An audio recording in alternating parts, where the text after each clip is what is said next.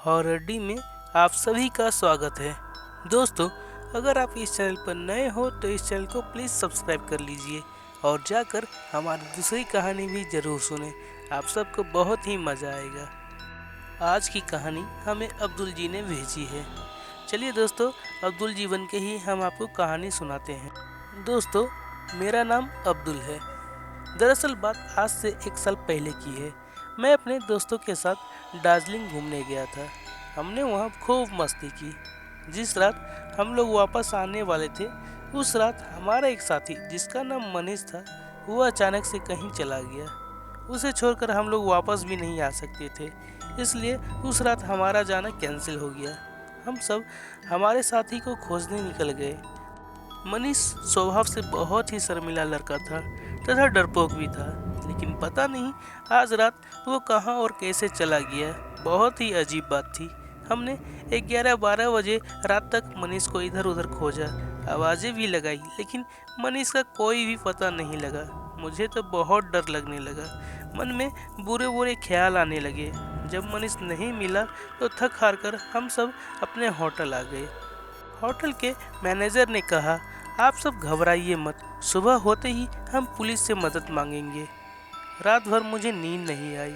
जैसे ही सुबह हुआ, हमारा रूम का दरवाज़ा बाहर से कोई खटखटाया।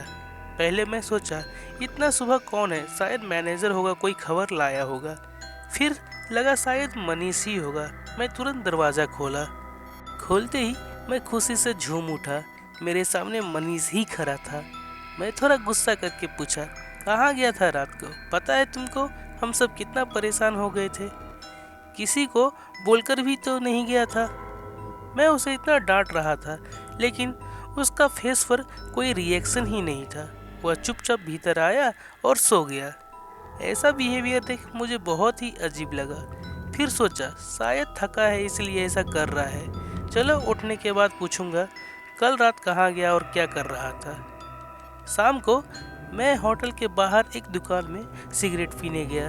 तभी अचानक होटल के हाउसकीपर दौड़ते हुए मेरे पास आया और बोला, आपका दोस्त दौड़ते हुए फिर से कहीं भाग गया। उसकी बात सुनकर मैं तुरंत अपना आधा जला हुआ सिगरेट जमीन पर फेंका और मनीष को खोजने दौड़ा। मेरी मदद के लिए वह हाउसकीपर भी मेरे साथ आया। हमने इधर उधर मनीष को बहुत खोजा, लेकिन वो कहीं नहीं मिला। थक हार कर हम वापस आने लगे। तभी हम लोगों की नज़र नदी किनारे गई। हमने दूर से ही देखा एक लड़का नदी में खड़ा है और अपने हाथों से पानी को थपथपा रहा है। अजीब लगा क्योंकि पानी उस समय बहुत ही ठंडा होता था। जब हम पास गए तो हमने देखा वो लड़का मनीष ही था, जो बच्चों की तरह पानी में खेल रहा था। पता नहीं उसे क्या हुआ था।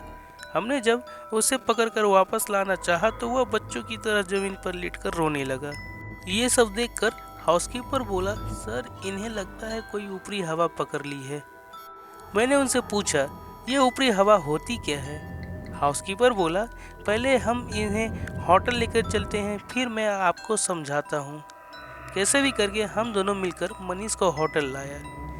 मनीष फिर होटल आते ही चुपचाप सो गया। मैं उस हाउसकीपर से पूछा, आप कुछ बताने वाले थे?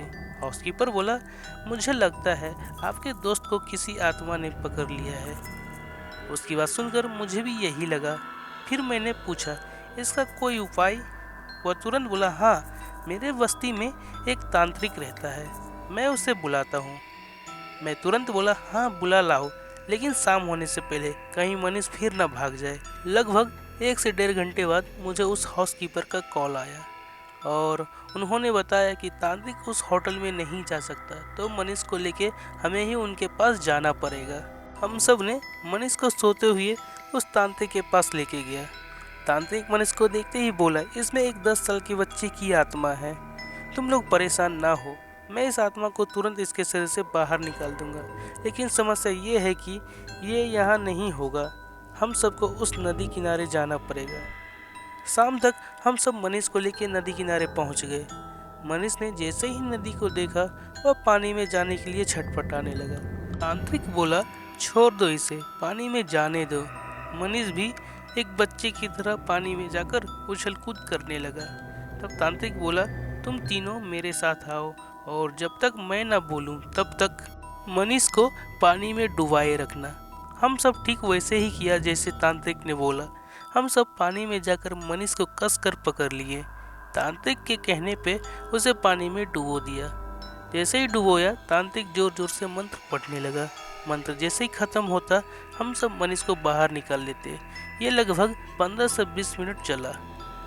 20 मिनट बाद मनीष जोर से चिल्लाया, अरे तुम लोग मुझे पानी में मारना चाहते हो क्या डुबोकर? छोड़ो मुझे। ये सुनकर हम सब बहुत खुश हो गए। हम समझ गए कि आत्मा मनीष के शरीर से निकल चुका है। हम सब ने तांत्रिक को बहुत ही धन्यवाद दिया तथा मनीष को लेके होटल आ गया। जब हमने मनीष से पूछा तो पता चला मनीष को ये 2 दिन क्या हुआ कुछ याद ही नहीं था, और हमने भी मनीष को कुछ नहीं बताया।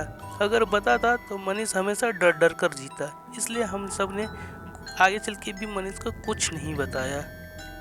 तो दोस्तों, ये थी आज की हमारी कहानी। उम्मीद करता हूँ आप सबको बहुत ही मज़ा आया होगा। दोस्तों, अगर वीडियो अच्छी लगी हो तो इस चैनल को लाइक कीजिए, सब्सक्राइब कीजिए। चलिए मिलते हैं अगले वीडियो में।